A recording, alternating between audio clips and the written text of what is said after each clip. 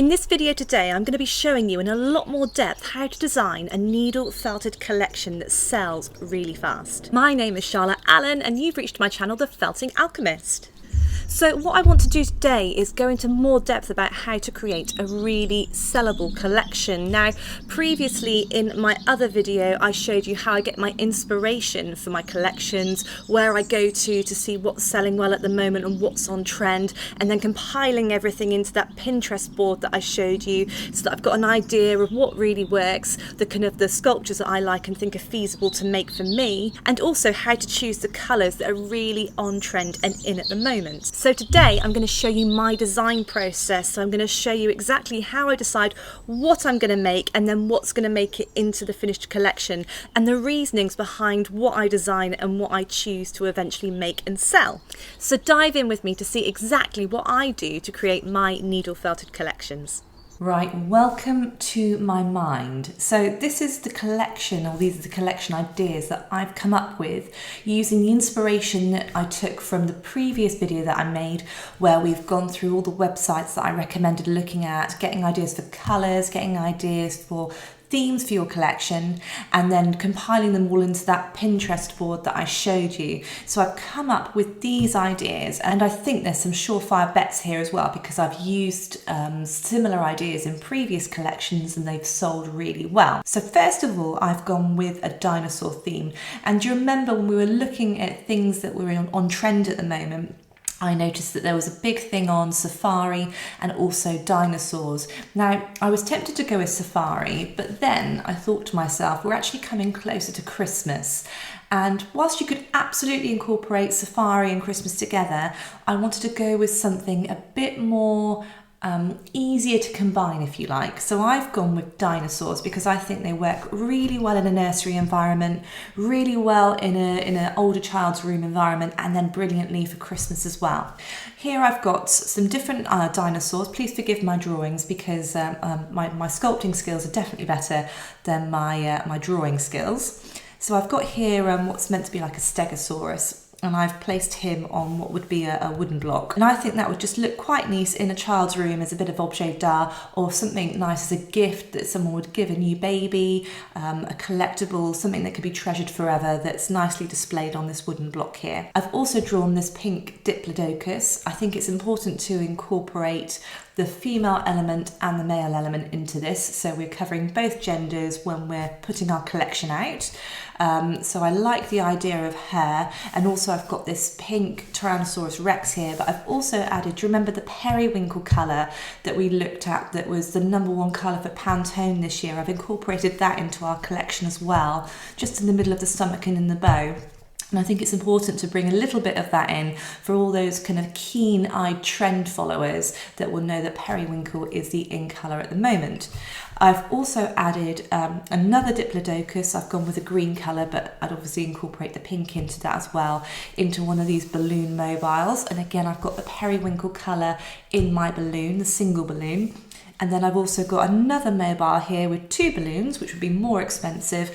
And then I've got an orange dinosaur. And then finally, I've got like faux taxidermy head wall mount of a Diplodocus that I think would look quite good too. So what you want to do in terms of pricing these is what I suggested in a previous video.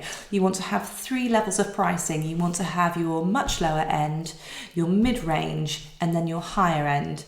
So here, these would be our lower end range, okay? So these would probably sit at around, for me personally, probably around £40 to £45 for these singular dinosaurs. I then move on to my balloon mobiles. These would come in at around about £65, £70. And then finally, we've got our head wall mount, which would come in at around about £100 to £120.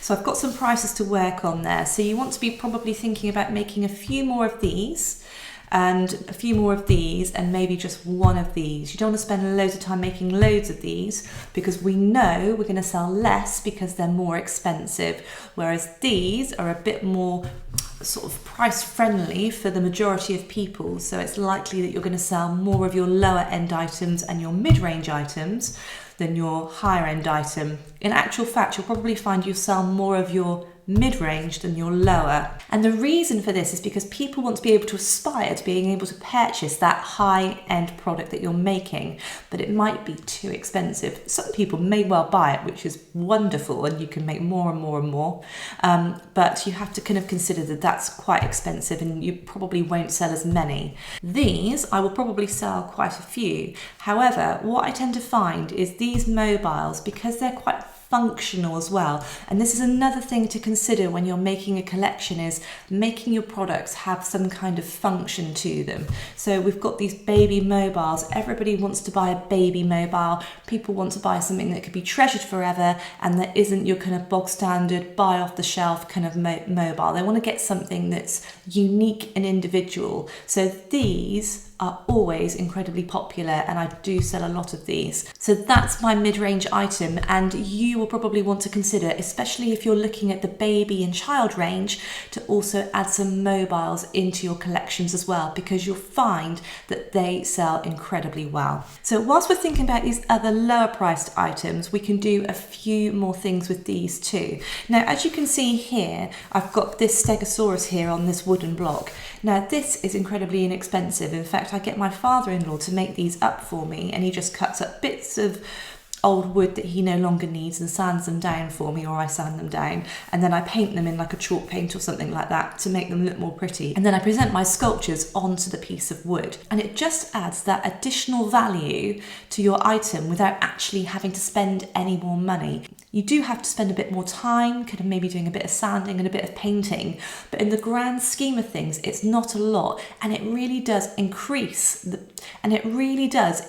value of your item by just adding something like that. And you can do the same with things like driftwood as well. So if you live locally to a beach or something like that, and you get loads of driftwood coming through in the winter time, collect it, because if you're making especially things like sea animals and stuff like that, you can incorporate the driftwood into your needle felting piece. It adds additional value to your item, and that way you can charge more for your product. So that's a really good tip, and I would definitely do that, because sometimes people look at a needle felted item and they see the beauty in it, and they see the time that you've spent making it. But sometimes people don't just want to have a figure on their mantelpiece, unless it's like a baby's room or something like that.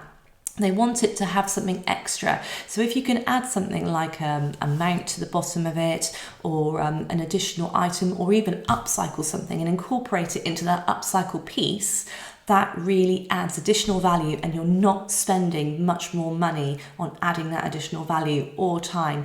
The key is to get items that are either completely free, like driftwood, and you can just kind of mount your piece onto that driftwood, or get things that you can upcycle easily and quickly that then you can incorporate your piece to and amalgamate the two nicely together, so they're kind of cohesive. They're not kind of just two random objects put together, because that doesn't work. There needs to be some cohesion there, but by doing that, you'll find that you'll add an additional value to your item. You'll be able to charge more for your item as well. The other thing that you also want to do, I mentioned Christmas earlier on, is you can start thinking about making things a bit more festive, which is what I'm going to do. So all you need to do, this is incredibly lazy, but it just, adds that festive finish to your item. Just pop a little Christmas hat on them, especially if you're making things that are animals or anything like that. Pop a little Christmas hat on. Apologies for my very basic Santa hat drawing here. Instant Christmas, eh?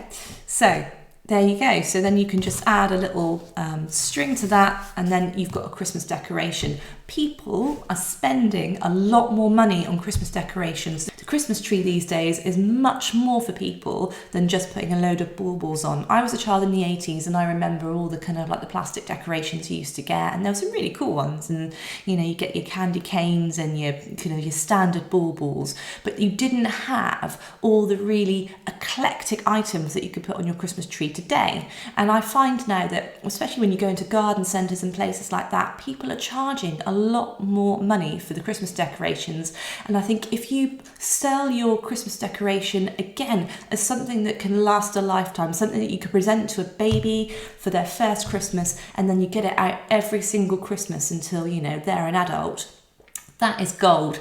That will definitely sell you your items. So the key is to make something really beautiful that can be hung on the tree over and over and over again, that will last years and years and years, and you will sell them, I promise you, because I've sold lots of these, not these specifically, but Christmas decorations that I've made in the past for the tree. So those are all of my collection ideas that I've come up with. Let me know which ones you really like, what ideas you think will work really well, what you've kind of taken away from this tutorial as well, what little kind of bits of information you're going to incorporate into your collections.